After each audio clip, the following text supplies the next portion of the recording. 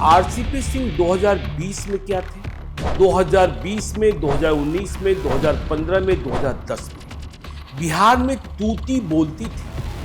नीतीश कुमार के यहाँ पहुंचना मुश्किल होता था और दरबार सजता था आरसीपी सिंह के घर। आरसीपी सिंह कहाँ गच्चा खा गए? नीतीश कुमार ने गच्चा दिया कि नीतीश कुमार को इन्होंने गच्चा दिया? तो मुझे लगता है कि राजनीति की अंधेरी गलियों में वह गुम हो गए।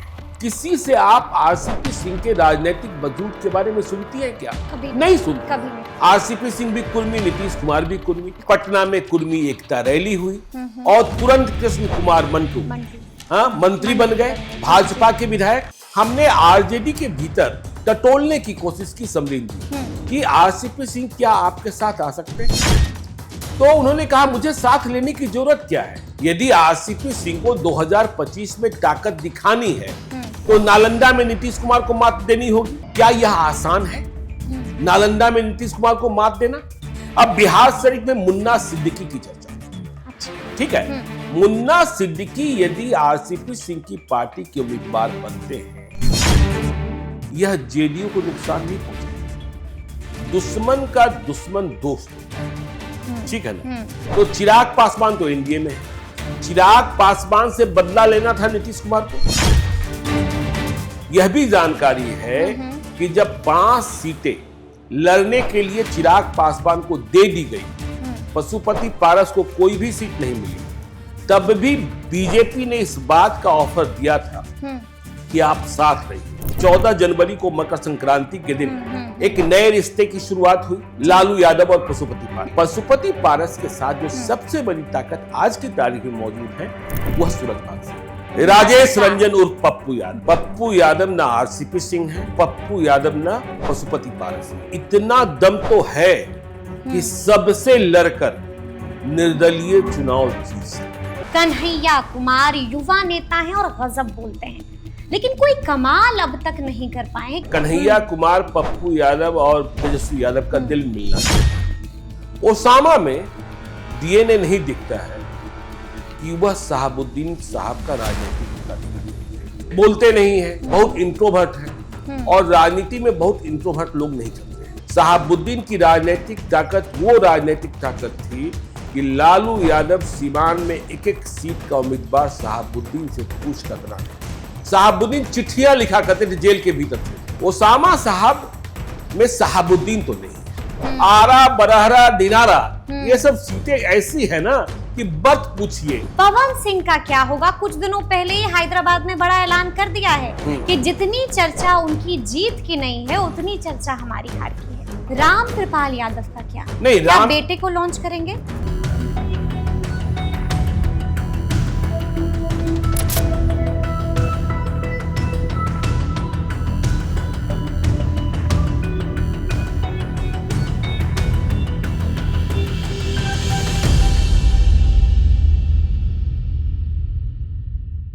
नमस्कार, हमारा नाम है समरीन और आपने देखना शुरू कर दिया है लाइव सिटीज। देखिए, कहा जाता है कि जमहूरियत एक तर्जे हुकूमत है जहां पर बंदों को गिना जाता है, तोला नहीं जाता है।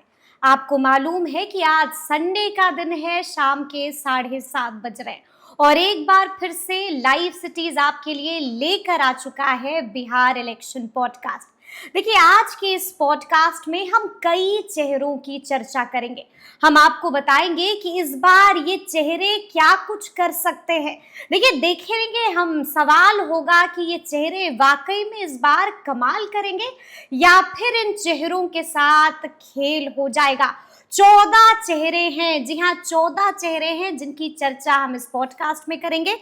पहला नाम है आरसीपी सिंह का, दूसरा नाम है पशुपति पारस का, तीसरा नाम है पप्पू यादव का, चौथा नाम है कन्हैया कुमार का, पांचवा नाम है ओसामा शहाब का, छठा नाम अश्विनी चौबे का है, सातवां नाम आरके सिंह का है, आठवां नाम सुशील कुमार सिंह का है, नौवां नाम जगदीश शर्मा का है, अरुण कुमार का 10वां नाम है, 11वां नाम है कविता सिंह का, 12वां नाम है चंदेश्वर प्रसाद चंद्रवंशी का, 13वां नाम है रमा देवी का और 14 और अंतिम नाम है पवन सिंह का। तो आइए फिर इस पॉडकास्ट की शुरुआत करते हैं। तो एक बार फिर से तफसील के साथ बातचीत करने के लिए हमारे साथ सीनियर जर्नलिस्ट ज्ञानेश्वर जी हैं। ज्ञानेश्वर जी, आज हम कई नामों की चर्चा करेंगे बिल्कुल, और जानने की कोशिश करेंगे कि इस बार विधानसभा चुनाव में ये चेहरे कमाल कर पाएंगे या फिर एक बार फिर से इनके साथ खेल हो जाएगा। पहला नाम है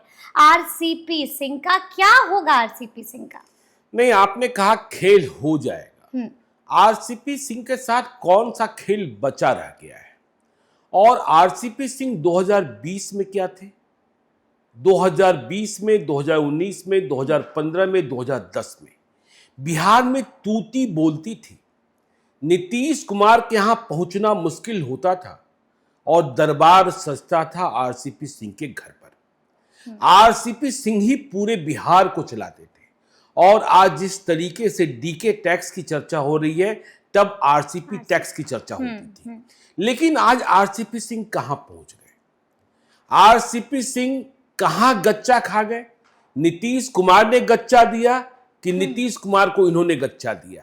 तो आरसीपी सिंह बिहार विधानसभा चुनाव के पहले बिहार इलेक्शन पॉडकास्ट हम कर रहे हैं, तो मुझे लगता है कि राजनीति की अंधेरी गलियों में वह गुम हो गए।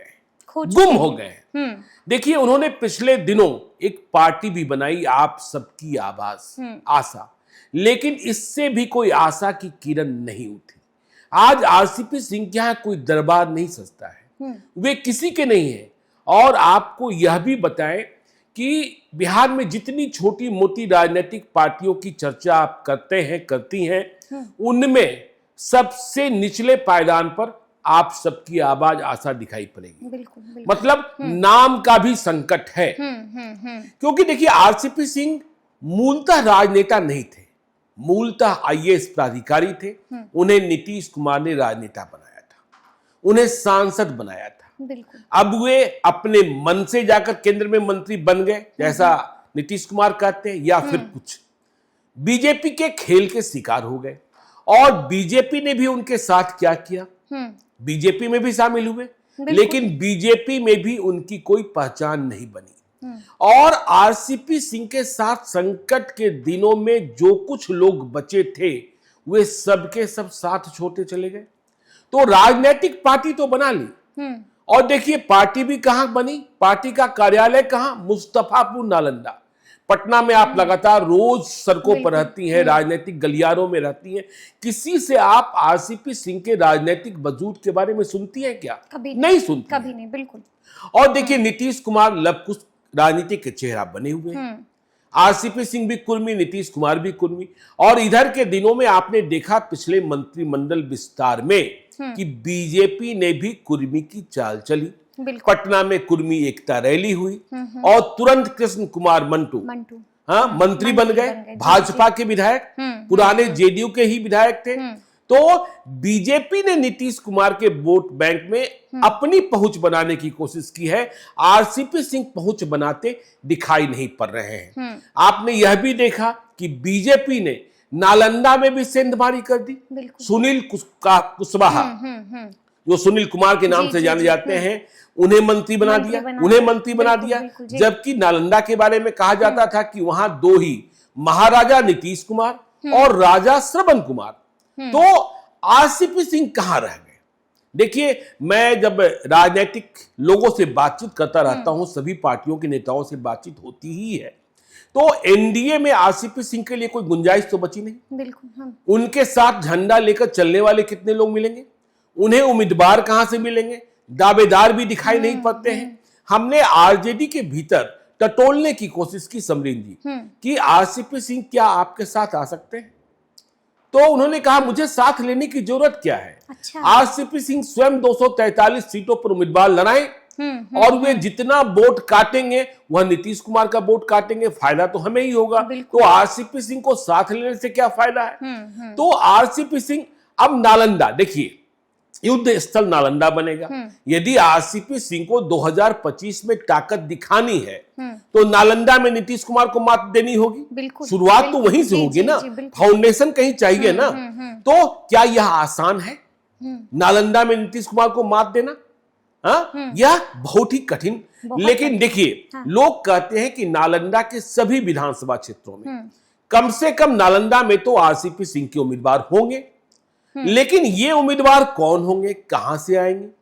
ठीक है, आरसीपी सिंह के साथ जितने चेहरे अभी दिखाई पड़ते हैं हमें, और जो लोग कहते हैं कि हाँ हम नालंदा में आरसीपी सिंह के उम्मीदवार हो सकते हैं, अब बिहार शरीफ में मुन्ना सिद्दीकी की चर्चा होती है। अच्छा, ठीक है, मुन्ना सिद्दीकी यदि आरसीपी सिंह की पार्टी के उम्मीदवार बनते हैं तो यह जेडीयू को नुकसान नहीं पहुंचाएंगे। मतलब आपके दुश्मन नीतीश कुमार, बिल्कुल बिल्कुल, लेकिन नुकसान आप उन्हें नहीं पहुंचाएंगे, राजद को पहुंचाएंगे। नुकसान आप इंडिया ब्लॉक को पहुंचा देंगे। बिल्कुल जी। हिल्सा में विपिन यादव की चर्चा होती है कि भाई आरसीपी सिंह के संभावित उम्मीदवार हो सकते हैं, तो ये यादव जी, ये विपिन यादव जी किसका नुकसान पहुंचाएंगे? बिल्कुल, वहां शक्ति सिंह यादव का नुकसान पहुंचाएंगे, जो आरजेडी के उम्मीदवार तय ही मानिए। बिल्कुल बिल्कुल, तो फिर आप नीतीश कुमार को नुकसान कहां पहुंचा रहे हैं? नालंदा में जहां से श्रवण कुमार है, वहां मानिक चंद कुशवाहा के बारे में कहा जाता है कि वह आरसीपी सिंह के उम्मीदवार हो सकते हैं। तो वहां का समीकरण देखना होगा, क्योंकि अब तक जो नालंदा में लड़ाई हमने और आपने देखा है वह श्रवण कुमार बनाम छोटे मुखिया का रहा है। छोटे मुखिया भी भाजपा में है, लेकिन अब तो नालंदा से टिकट संभव है नहीं, तो कोई बड़ी बात नहीं कि आगे आने वाले दिनों में छोटे मुखिया आरजेडी, कांग्रेस या वीआईपी की ओर बढ़ते दिखाई पड़ सकते हैं। अब देखिए, अस्थामा में कहा जा रहा है कोई विनोद मुखिया है, घमेला कुर्मी है। हाँ, तो ये लड़ते हैं तो क्या होगा? हरनौत जो नीतीश कुमार का गृह क्षेत्र है, वहां कोई उम्मीदवार दिखता ही नहीं है आरसीपी सिंह का, दिख ही नहीं रहा है। ठीक है, अब अंतिम समय में कोई ना कोई उम्मीदवार बन जाएगा।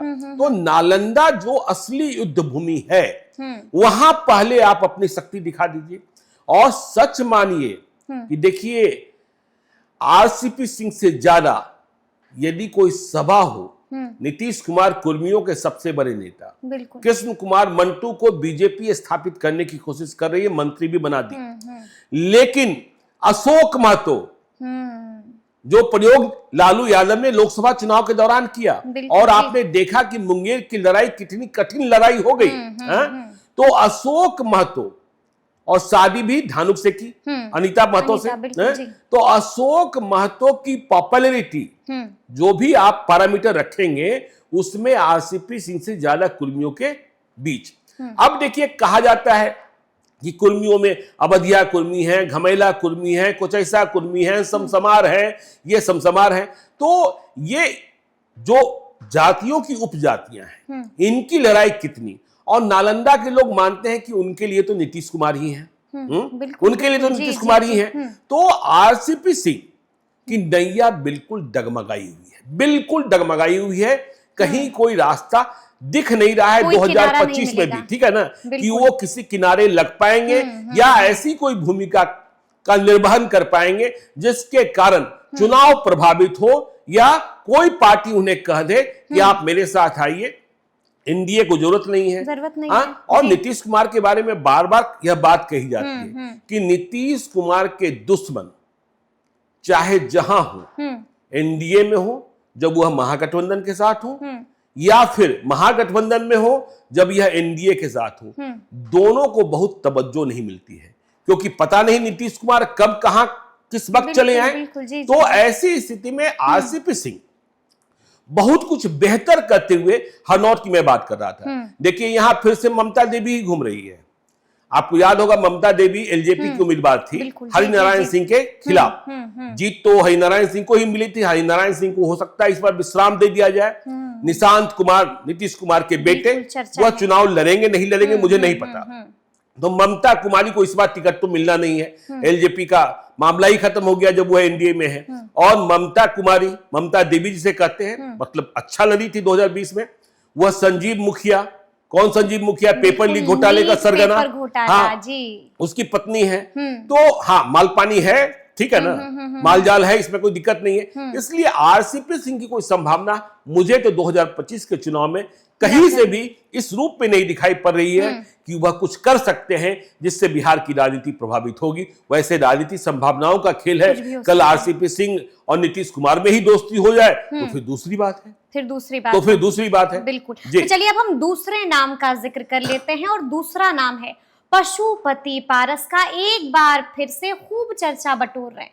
क्या लगता है दम भी दिखा रहे हैं, खूब हुंकार भी भर रहे हैं, कमाल करेंगे कि नहीं करेंगे? नहीं, चर्चा बटोरना और कमाल करना, हाँ। ठीक है ना, दुश्मन का दुश्मन दोस्त होता है, ठीक है ना। तो चिराग पासवान तो एनडीए में है और देखिए रामविलास पासवान की विरासत चिराग पासवान ने संभाल ली है। पासवान के नेता चिराग पासवान हो चुके हैं, इसमें कहीं कोई शक नहीं है, ठीक है ना।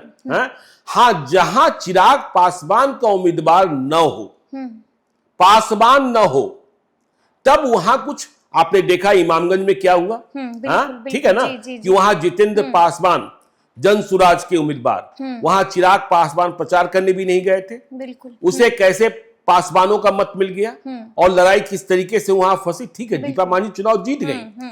तो पशुपति पारस अब तो खुले तौर पर देखिए उनके भीतर कष्ट होगा, उनके भीतर दर्द होगा, ठीक है ना, कष्ट और दर्द होगा, परिवार के टूटने का, पार्टी के टूटने का, इग्नोरेंस का, लेकिन कसूरवार किसे कहें और किसे ना कहें, ठीक है। वह नीतीश कुमार पर भी गुस्सा करते होंगे, चिराग पास नहीं, पूरे एनडीए को दलित विरोधी बता दिया। लेकिन आप पूरे घटनाक्रम को देखिए, चिराग पासवान से बदला लेना था नीतीश कुमार को और नीतीश कुमार ने टूल बनाया पशुपति पारस को। लेकिन जब बीजेपी और जेडीयू में मेल मिलाप हो गया तो कहीं के नहीं रहे पशुपति पारस, कोई बचाने को नहीं आया। लेकिन बीजेपी वाले भी कहते हैं हमने बहुत कुछ दोनों को साधने की कोशिश की थी, मतलब चिराग पासवान को और पशुपति पारस को, लेकिन ये माने ही नहीं। देखिए हमें तो कुछ यह भी जानकारी है कि जब 5 सीटें लड़ने के लिए चिराग पासवान को दे दी गई, पशुपति पारस को कोई भी सीट नहीं मिली, तब भी बीजेपी ने इस बात का ऑफर दिया था कि आप साथ रहिए। अच्छा। प्रिंस राज को बिहार में मंत्री बना देते हैं, आगे आपके लिए गवर्नर की बात सोचेंगे। लेकिन ये इस तरीके से बात करते रहे, चाहे वह मंगल पांडे हो चाहे नित्यानंद राय हो, कि सब बात बिगड़ गई और इसके बाद इनका कॉल रिसीव होना ही बंद हो गया, ठीक है ना। तो अब देखिए 14 जनवरी को मकर संक्रांति के दिन एक नए रिश्ते की शुरुआत हुई, लालू यादव और पशुपति पारस, और दलित विमर्श पूरे देश में चुनाव का मुद्दा है। तो पशुपति पारस की प्रायोरिटी अभी क्या हो सकती है? पशुपति पारस की प्रायोरिटी, वे खुद तो विधानसभा का चुनाव नहीं लड़ेंगे। और देखिए दिल इतना बड़ा नहीं है और साधन इतना नहीं है कि वह पूरे बिहार में छाप दिखा सके। आजकल राजनीति बहुत महंगी हो गई है, इसमें भी कहीं कोई शक नहीं। तो उनकी पहली प्राथमिकता है बेटे मुस्कान ही नाम है ना, यशराज, घर का नाम मुस्कान है, तो उसे स्थापित करना और अलौली विधानसभा जो उनका गृह क्षेत्र है, वहीं से वह विधायक भी बने थे, तो अलौली विधानसभा क्षेत्र से बेटे को उम्मीदवार बनवाना। और देखिए इंडिया ब्लॉक से बात चल रही है, लालू यादव से बात चल रही है, बातचीत बन भी सकती है, और कोई कह रहा है 10 सीट, कोई कह रहा है 12 सीट, लेकिन देखिए क्वालिटी सीट्स लेना होगा और कुछ इधर उधर नहीं करना होगा। समझ रही है ना, लोजपा के बारे में जो कहावतें हैं, कुछ इधर उधर नहीं करना होगा। तो अब देखिए अलौली जब यह लड़ने जाएंगे, अभी रामवृक्ष सदा है, अभी से फायर है, फायर है, पशुपति पारस, लेकिन चिराग पासवान चाहेंगे कि तब वहां हम फर जाएं। अच्छा। हाँ, इसलिए देखिए रामवृक्ष सदा की जो तेजी है या गुस्सा है, इसलिए भी कि भाई चिराग चाहेंगे तब हम फर जाएं। और देखिए पशुपति पारस के साथ जो सबसे मजबूत, अब देखिए पशुपति पारस की विरासत में एक और समस्या है, चाहे वह प्रिंस राज हो चाहे वह मुस्कान हो, आलसी दोनों बहुत हैं। लोग 2 बजे दिन में जाग कर उठते हैं, क्या राजनीति खाक होगी? बिल्कुल राजनीति खाक होगी। उन्हें अपने पिता मतलब पशुपति पारस से मुस्कान को रामचंद्र पासवान से प्रिंस राज को को और अपने बड़े पापा रामविलास पासवान से सीखना चाहिए। राजनीति दिन में 2 बजे जागने के बाद नहीं होती है, ठीक है ना। आपको राजनीति में वक्त देना होता है। और आप भाजपा को देखती हैं किस तरीके से 24 घंटे, हाँ। तो देखिए, पशुपति पारस के साथ जो सबसे बड़ी ताकत आज की तारीख में मौजूद है वह सूरजभान सिंह है। और पशुपति पारस के साथ रिश्ता निभाने के चलते सब कुछ कुर्बान कर देना पड़ा सूरजभान सिंह को। बिल्कुल बिल्कुल। यदि उन्होंने चिराग का साथ न छोड़ा होता तो पार्टी भी नहीं टूटती और चिराग से रिश्ता भी नहीं बिगड़ता। और सूरजभान सिंह उस मन मिजाज के आदमी नहीं है कि जिस तरीके से बीना देवी ने जाकर सरेंडर कर दिया वह सरेंडर करते। तो अब सूरजभान सिंह और सूरजभान सिंह को लेने में आरजेडी की दिलचस्पी भी है, यह भी आपको बताएं। अच्छा, हाँ, दिलचस्पी डोरे डाल रही है। हाँ, डोरे डाल रही है क्योंकि देखिए, मोकामा विधानसभा क्षेत्र एक कठिन विधानसभा क्षेत्र है जहां आनंद सिंह से लड़ना है। और लखीसराय विधानसभा क्षेत्र, लखीसराय विधानसभा क्षेत्र को आरजेडी वाले डी कैटेगरी की सीटों में रखते हैं। अच्छा, हाँ, जहां जीत मुश्किल, हाँ, जहां जीत मुश्किल है। लेकिन बीना देवी वहां चुनाव लड़ जाए या सूरजभान सिंह के आशीर्वाद से कोई चुनाव लड़ जाए और वहां जनसुराज का उम्मीदवार भी भूमिहार हो जाए तो फिर वहां कहानी भी पलट सकती है। अभी आपने देखा ही था, पिछले दिनों आप गए थे लालगंज। तो देखिए, पशुपति पारस को सबको साध कर रखना होगा। वहां बिट्टू गुप्ता कोई है जिनके लिए कार्यक्रम हुआ, बिल्कुल, हाँ, जी। तो बिट्टू गुप्ता की दावेदारी लालगंज पर, लेकिन भूषण राय इनकी ही पार्टी के एमएलसी हैं जो उस कार्यक्रम में शामिल होने नहीं पहुंचे क्योंकि भूषण राय भी अपनी पत्नी के लिए टिकट चाहते हैं। तो और लालगंज भी समझिए, पशुपति पारस को जमीनी मजबूरियां भी समझनी होगी कि आरजेडी के भीतर इस बात को लेकर करीब करीब सहमति है कि वैशाली से हमने मुन्ना शुक्ला को चुनाव लड़ाया, ठीक है, वह सजा याफ्ता हो गए, वह सजा काटने को चले गए, लड़ाई तो हुई ही। तो मुन्ना शुक्ला की वाइफ जो है वह उम्मीदवार हो सकती है लालगंज से इंडिया ब्लॉक की, आरजेडी की। तो आपको ऐसी ऐसी सीटें तय करनी होगी जहां आपको गठबंधन से सीटें भी प्राप्त हो सके और वहां चुनाव भी आप लड़ सके। हाँ, ठीक है ना। और चुनाव लड़ने के लिए दिल बड़ा करना होगा, ठीक है ना। सब कुछ माल जाल पर भी मतलब कंजूसी नहीं करनी होगी, बस केवल होटल ही नहीं और कुछ भी होना चाहिए यदि राजनीति को आगे बढ़ाना है। क्योंकि पशुपति पारस तो आ नहीं रहे हैं, सूरजभान सिंह चुनाव लड़ नहीं सकते हैं, बीना देवी लड़ सकती हैं, उनके भाई चंदन सिंह लड़ सकते हैं, कन्हैया सिंह लड़ सकते हैं, ये सब लड़ सकते हैं। हाँ। तो पशुपति पारस 10 सीट 12 सीट जो बातें हो जाए और यदि बात न बनी तो फिर कोई बात ही नहीं है।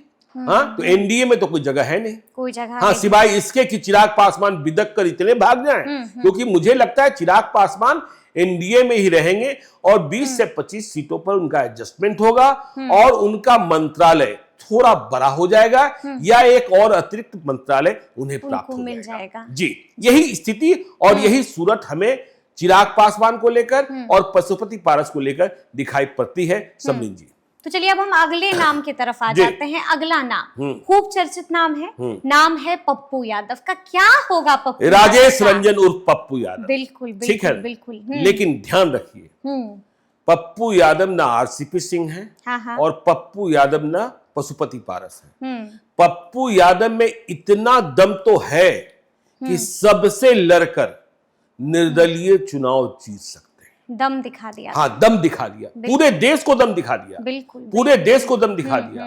क्योंकि याद कीजिए, जिस दिन चुनाव हो रहा था पूर्णिया में, पूरे देश की मीडिया में 2 ही लोकसभा क्षेत्र की चर्चा हो रही थी। बिहार में पूर्णिया, जहां पप्पू यादव निर्दलीय चुनाव लड़ रहे थे, और केरल में वायनाड, जहां से राहुल गांधी चुनाव लड़ रहे थे। हाँ, तो पप्पू यादव ने दम दिखा दिया, निर्दलीय चुनाव जीत गए।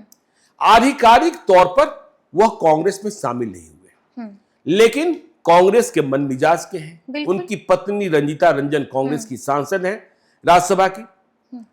लेकिन इस बात को भी समझना पड़ेगा कि कितना 36 का रिश्ता तेजस्वी यादव से है।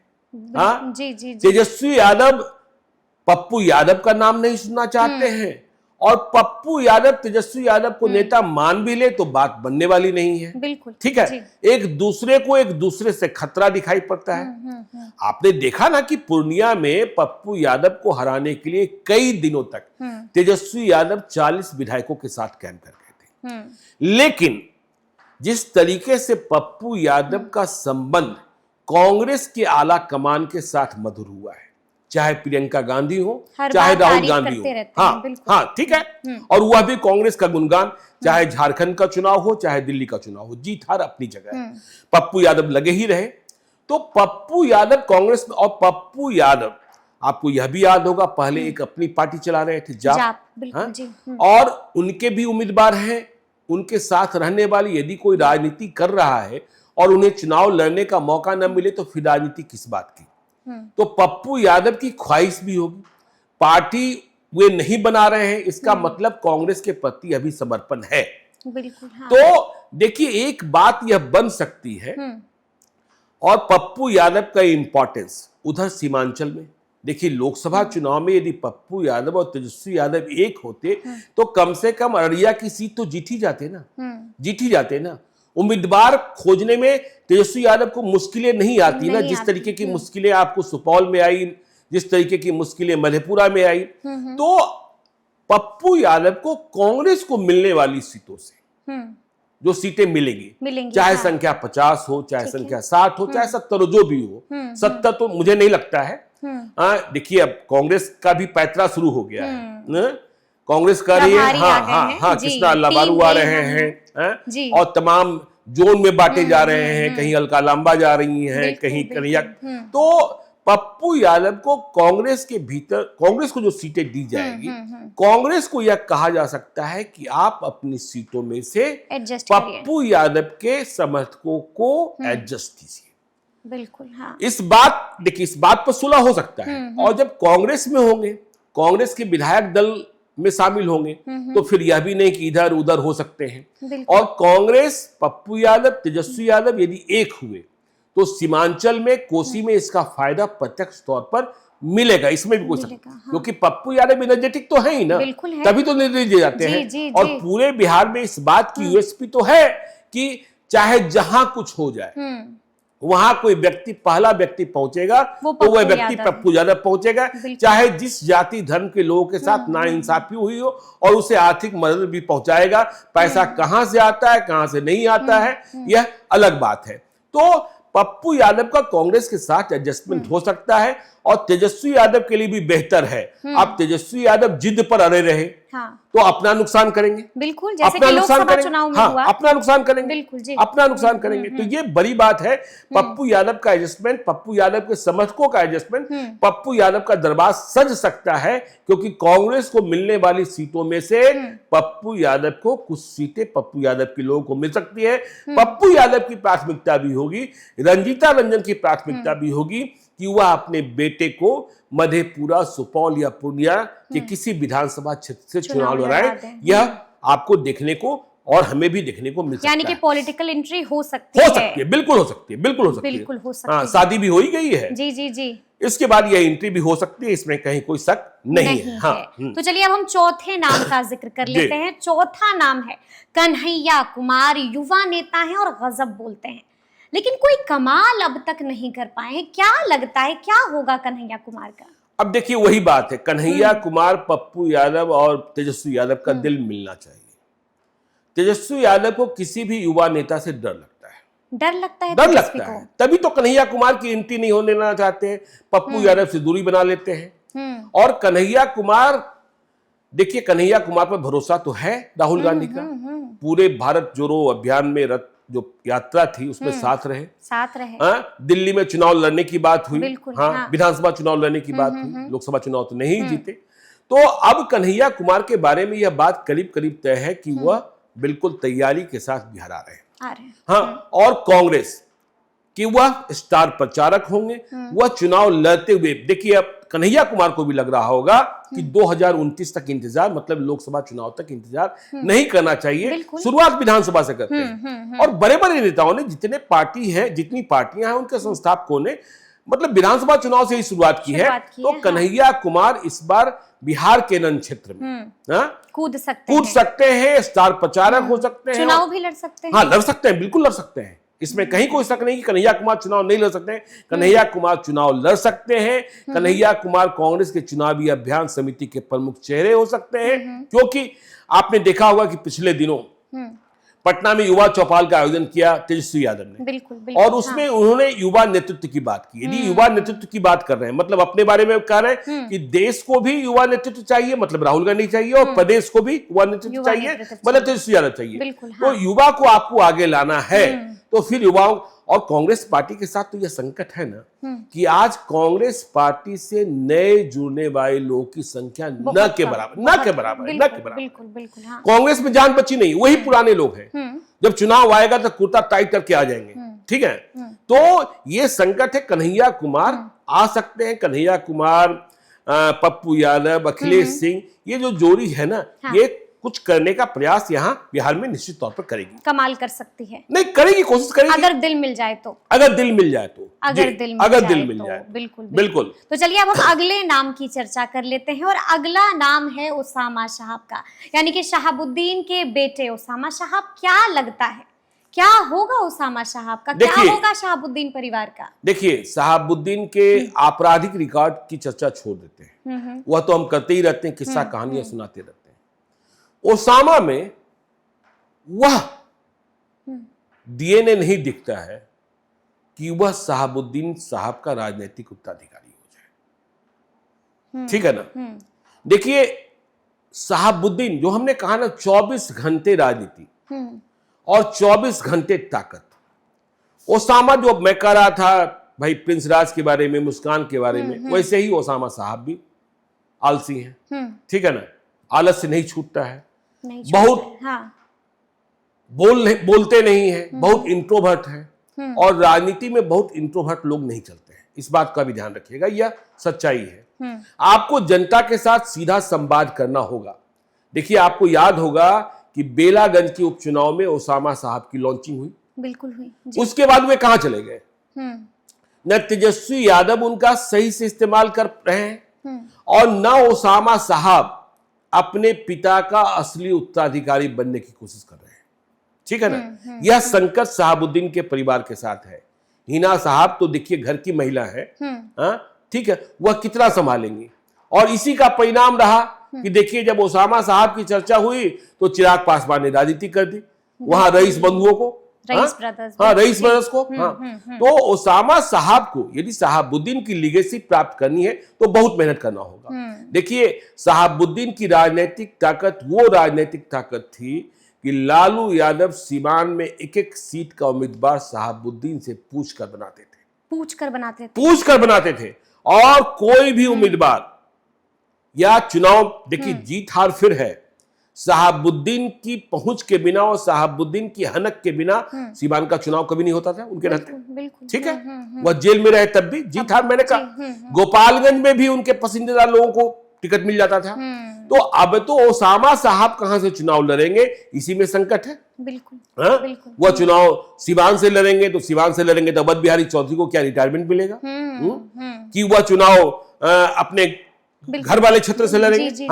तो ये संकट तो पहले तो उन्हें ही, और जिस तरीके से देश में और प्रदेश में मुस्लिम और गैर मुस्लिम मतों का ध्रुवीकरण, ठीक है ना, वह भी एक बड़ा संकट है, वह भी एक बड़ा संकट। तो ओसामा की पहचान राज्यव्यापी तो नहीं बन पाई, और अब समय भी नहीं बच गया है। शहाबुद्दीन चिट्ठियां लिखा करते थे जेल के भीतर से, अच्छा, हाँ जी, चुनाव के समय, ठीक है ना, और यानी कि मैसेज पहुंचा दिया करते। हाँ, मैसेज तो ठीक है ना भाई। आप लालू यादव के पास तमाम बड़े मुसलमान नेता तो उन्हीं के पास थे ना, चाहे तस्लीमुद्दीन हो, चाहे शहाबुद्दीन हो, चाहे अली असरफ फातमी हो, चाहे मोतीउर रहमान हो, चाहे अब्दुल बारी सिद्दीकी हो। और आरजेडी का आज यह संकट है कि उनके पास मुसलमान नेता बहुत नहीं है, दमदार, ठीक है ना। और आप जिन्हें मौका देना चाहते हैं, जिन्हें मौका बढ़ाना चाहते हैं, वे कारोबारी लोग टाइप के किस्म के लोग हो जाते हैं। जो राज्यसभा का टिकट नहीं मिला था इधर से उधर हो गए। अशफाक करीम आज कहाँ है? जेडीयू में है। कहा जा रहा है कि भाई कटिहार के रहने वाले महुआ में आकर चुनाव लड़ेंगे, ठीक है ना। तो ओसामा साहब में शहाबुद्दीन तो नहीं है। हम्म यह करवा सच है और इसे मानना पड़ेगा। और शहाबुद्दीन बनना है, शहाबुद्दीन के बुरे कामों को छोड़ दीजिए। हाँ। शहाबुद्दीन की राजनीतिक ताकत को और राजनीतिक विरासत को संभालने के लिए उसामा साहब को बहुत बहुत बहुत मेहनत करनी होगी। यानी कि अगर साहब बनना है हाँ। तो बहुत कुछ सुधारने की गुंजाइश है। हाँ बिल्कुल बिल्कुल, उम्र कम है, सुधार सकते हैं, सुधार सकते हैं। जी जी जी। और सबसे पहले तो यही सुधारना चाहिए कि समय से उठना और समय से सोना, ठीक है ना, और पढ़ने की आदत। शहाबुद्दीन ऐसे थे कि आप कुरान पर भी और गीता पर दोनों पर उनके साथ, देखिए मैं जब यह कह रहा हूं तो लोग कहेंगे मैं शहाबुद्दीन की प्रशंसा करो, जो सच्चाई है वो सच्चाई है, ठीक है ना।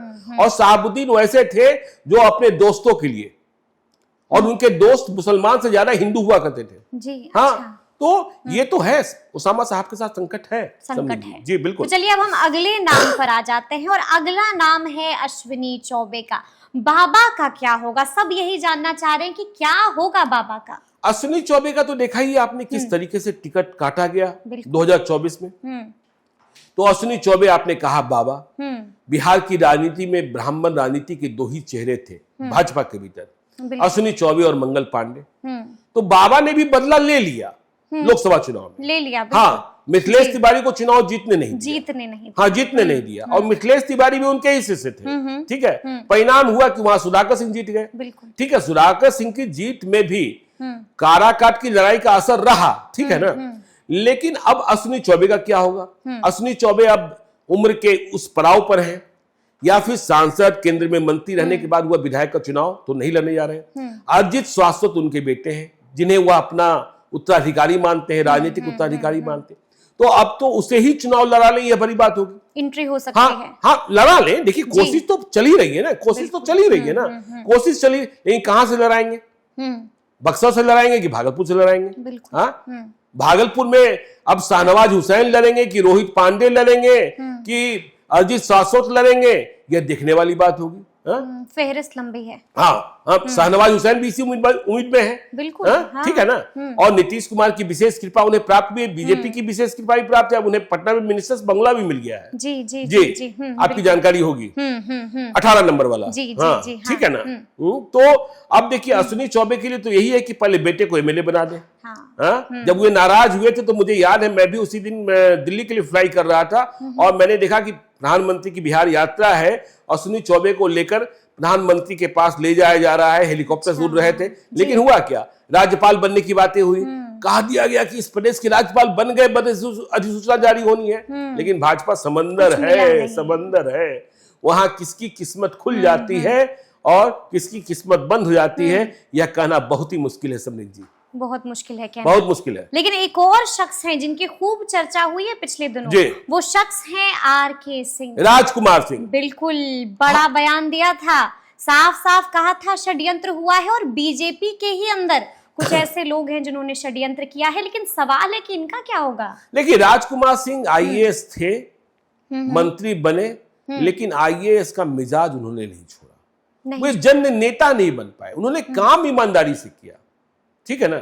लेकिन सिर्फ काम करना और जनता से न मिलना उनके लिए भारी पड़ गया। उनका अहंकार उनको ले डूबा। अहंकार तो ले डूबा ना। जब आप जनता के वोट से आप एमपी बनते हैं, मंत्री बनते हैं और फिर जनता से दूरी बना लेते हैं, कार्यकर्ता से दूरी बना लेते हैं। बिहार भाजपा के तमाम नेता उनके खिलाफ, और देखिए उस वक्त तो देखिए टिकट पा गए थे। जब वीर कुंवर सिंह विजयोत्सव कार्यक्रम चल रहा था तो उन्होंने भाजपा के कई नेताओं, देखिए अमित शाह का हुआ कार्यक्रम था, और देखिए क्यों नाराज हुए। दिल्ली में कई तरीके की बातें हैं। अच्छा। कि बंगला खाली कराने को लेकर नाराजगी हो गई, सुरक्षा वापस लेने को लेकर नाराजगी हो गई। फिर देखिए आपको याद होगा जब उपेंद्र कुशवाहा और पवन सिंह, नहीं, उपेंद्र कुशवाहा और मिश्रा जी, मनन कुमार मिश्रा राज्यसभा के लिए भेजे जा रहे थे, तब भी चर्चा चल रही थी कि आरके सिंह ही जाएंगे। आरके सिंह पटना भी आ गए थे। फिर यह चर्चा हो रही थी कि जम्मू कश्मीर के उपराज्यपाल बनाए जाएंगे, वो भी नहीं हुआ। तो आरके सिंह, अब देखिए इधर के दिनों में बीजेपी के नेताओं के खिलाफ ही मोर्चा खोले हुए हैं। आरा में कई लोग कहते हैं कि वो चुनाव लड़ेंगे विधायक का, लेकिन मुझे विश्वास नहीं होता है। अच्छा। कि आरके सिंह विधायक का चुनाव लड़े, मुझे विश्वास नहीं होता। वैसे मतलब आप क्या कहिएगा, जहां जहां क्षत्रियों की सीटें हैं, आरा में तो इतने उम्मीदवार बीजेपी के भीतर है क्योंकि अमरिंदर प्रताप सिंह की उम्र हो गई है।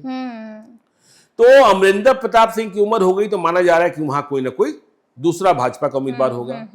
तो वहां अवधेश नारायण सिंह के बेटे भी लगे हैं। ठीक है। हाँ। वशिष्ठ नारायण सिंह जेडीयू के दादा, उनके बेटे भी चुनाव लड़ना चाहते हैं। संजय टाइगर भी चुनाव लड़ना चाहते हैं। आर.के. सिंह की भी चर्चा हो जाती है। कन्हैया सिंह की भी चर्चा हो रही है। आरा, बरहरा, दिनारा, ये सब सीटें ऐसी है ना कि मत पूछिए, यहाँ इतने आपको उम्मीदवार दिखाई पड़ेंगे।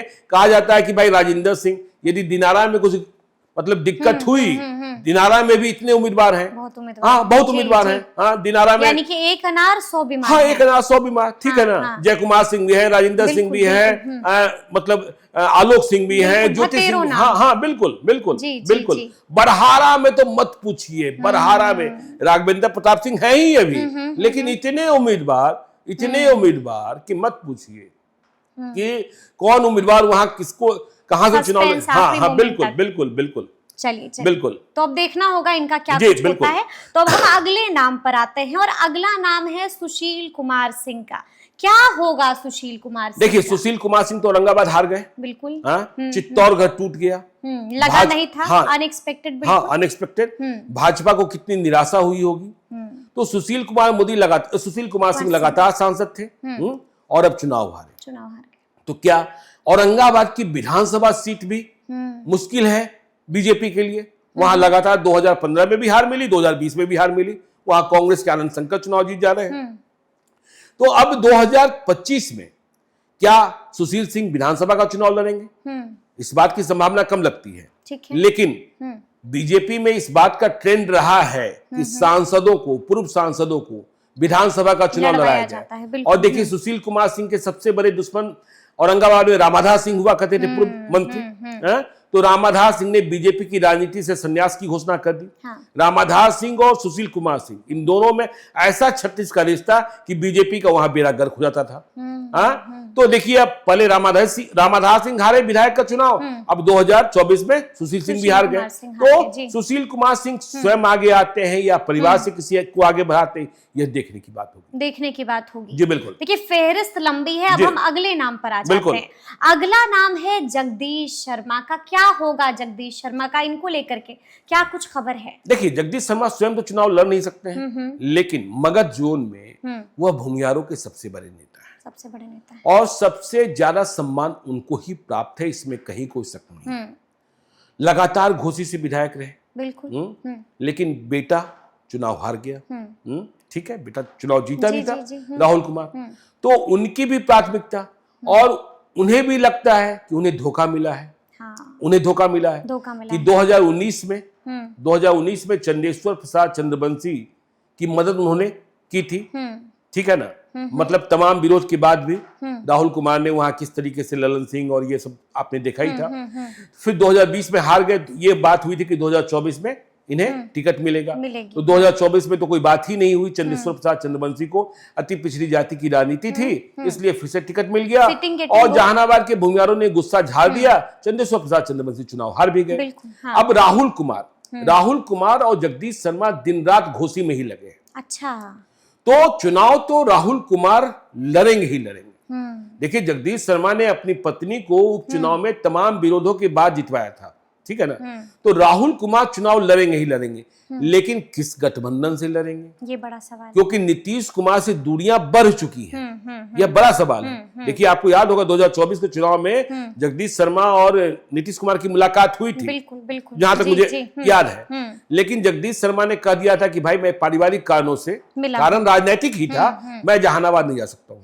और जहानाबाद जगदीश शर्मा का न जाना चंदेश्वर प्रसाद चंद्रवंशी के लिए बहुत भारी पड़ गया, घातक बन गया था। और वहां आपने देखा ही किस तरीके से वहां मुकाबला हुआ। और जगदीश शर्मा देखिए सबसे सम्मानित हैं। राहुल कुमार के लिए घोसी में जगह कौन सी बनती है, यह देखने की बात होगी, क्योंकि इंडिया ब्लॉक में भी वहां माले का प्रत्याशी चुनाव जीता हुआ है और माले प्रत्याशी से सीट लेना। हाँ, लेकिन ललन सिंह और जगदीश शर्मा राहुल कुमार को ललन सिंह भी मानते हैं, इसमें कोई शक नहीं है। उन्हीं के कारण भाई पिछले चुनाव में जगदीश शर्मा फैमिली ने मदद भी किया था 2019 में। तो यदि फिर कोई बात बन जाती है, एनडीए के उम्मीदवार हो जाते हैं, कुछ लोगों ने कहा कि भाई राहुल जो हैं वह जीतन मांझी के यहाँ भी आ जा रहे हैं, तो यह देखने की बात होगी, देखने वाली बात होगी। देखिए, अगला नाम जिसकी हम चर्चा करेंगे वो नाम है अरुण कुमार का। क्या लगता है अरुण कुमार का क्या होने जा रहा है? देखिए, अरुण कुमार तो विशुद्ध राजनीतिक आदमी है, बिल्कुल है। हाँ? चुनाव तो लड़ना ही लड़ना है उनको, लेकिन वे मुझे नहीं लगता कि वो विधायक का चुनाव लड़ेंगे। उनके लिए भी पुत्र को स्थापित करना, विधान परिषद का चुनाव कभी लड़ाया था, तो अब कहां से चुनाव लड़ाएं? जहानाबाद से चुनाव लड़ाएं। बीच में यह चर्चा बहुत तेज हो गई थी कि भाई अरुण कुमार फिर से जेडीयू के साथ जा रहे हैं। वह नीतीश कुमार के पक्ष में सॉफ्ट बयान भी देने लगे थे, लेकिन पता नहीं बात कहां तक गई, बात बनी नहीं, नहीं गए। आजकल तो हम यह भी देख रहे हैं कि वह जनसुराज के सूत्रधार प्रशांत किशोर की भी खूब तारीफ करते हैं। तो अरुण कुमार की राजनीतिक जो डीएनए है वह कभी मरने वाली नहीं है, और संगठन के आदमी, चुनाव जीत हार अलग चीज है, ठीक है ना, और उनकी छाप और उनके कार्यकर्ता सब टोटल पॉलिटिकल आदमी है। तो बेटे को चुनाव लड़ाना उनकी प्रायोरिटी होगी। 2025 में उनका बेटा, अब कहां से, देखिए अब कई लोग कहते हैं टेकारी में, टेकारी की बात चलती है, ठीक है, टेकारी में अनिल कुमार जीते हुए हैं, हम पार्टी के जो प्रदेश अध्यक्ष हैं। अब वहीं देखिए रामजतन सिन्हा के बेटे के बारे में चर्चा हो जाती है कि कांग्रेस के उम्मीदवार होंगे। तो जहां भूमियार की सीटें हुआ, भूमियारों में भी बहुत मारामारी है। हाँ, तो अरुण कुमार पहले कहां किस तरफ, देखिए चिराग पासवान से बात बनी नहीं, इसलिए दूर हुए, अपनी पार्टी बनाई थी। तो अरुण कुमार की ताकत तो है, ठीक है ना, लेकिन अब कहां किस तरफ वह रहते हैं यह देखने और समझने की बात होगी, फिर इस पर अधिक टिप्पणी की जा सकती है। तो चलिए अब 11वां नाम ले लेते हैं, और 11वां नाम है कविता सिंह का। कविता सिंह का क्या? कविता सिंह वाइफ ऑफ अजय सिंह, बिल्कुल। देखिए 2024 में टिकट से वंचित कर दी गई, और यह झटके वाली बात थी। कविता सिंह अजय सिंह की पत्नी कैसे बनी, दरौंधा में कैसे उपचुनाव हुआ था, जगमातो देवी, यह सब पता है कि खरमास में शादी कराई गई थी, तब आरसीपी सिंह ही मुख्य भूमिका में थे। नीतीश कुमार अजय सिंह को टिकट नहीं देना चाहते थे, इसलिए शादी हुई, और कविता सिंह पहले विधायक बनी, फिर सांसद बन गई। लेकिन 2024 में चूंकि लवली आनंद को शिवहर से टिकट देना था, और यहाँ किसी कुशवाहा को देना था, विजय लक्ष्मी देवी कुशवाहा, रमेश सिंह कुशवाहा की पत्नी, तो यह टिकट से वंचित हो गई। लेकिन इन्हें आश्वासन मिला था कि आपका एडजस्टमेंट होगा, जो अब तक नहीं हुआ। देखिए, जब बीच में बात हो रही थी, अब सुनील सिंह की सदस्यता तो फिर से बहाल हो गई सुप्रीम कोर्ट के आदेश से।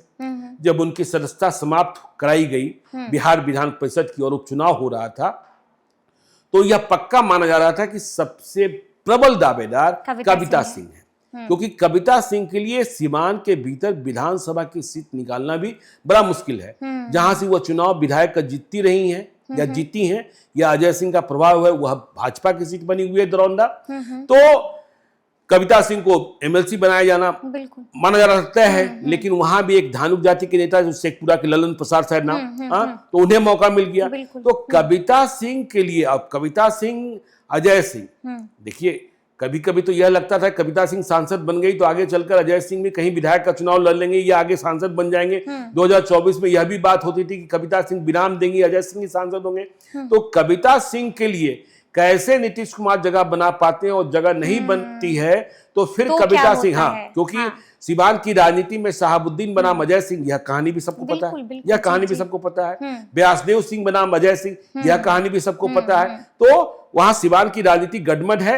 अब देखिए क्या होता है कविता सिंह के साथ, देखना होगा कि क्या होगा। लेकिन जहानाबाद में जो खेल हुआ है, तो उससे एक नाम याद आ गया, कौन? और वो नाम है चंदेश्वर प्रसाद चंद्रवंशी का। देखिए किला ढह गया था, बड़ी सेंधमारी हुई थी, लगा नहीं था कि ऐसा कुछ हो जाएगा। लेकिन अब बड़ा सवाल है कि चंदेश्वर प्रसाद चंद्रवंशी का क्या?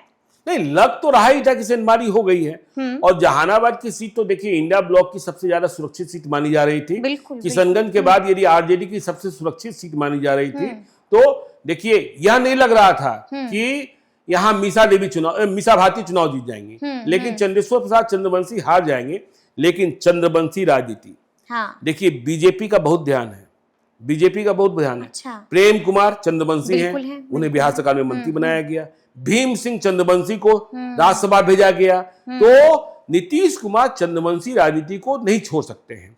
तो लेकिन अब सवाल यह पैदा होता है कि चंदेश्वर प्रसाद चंद्रवंशी की उम्र भी बहुत हो गई है, बिल्कुल हो गई है, हाँ, और वह सांसद रह चुके हैं। अब उनके किसी बेटे को क्या चुनाव लड़ाया जाएगा अरवल या कुर्था से?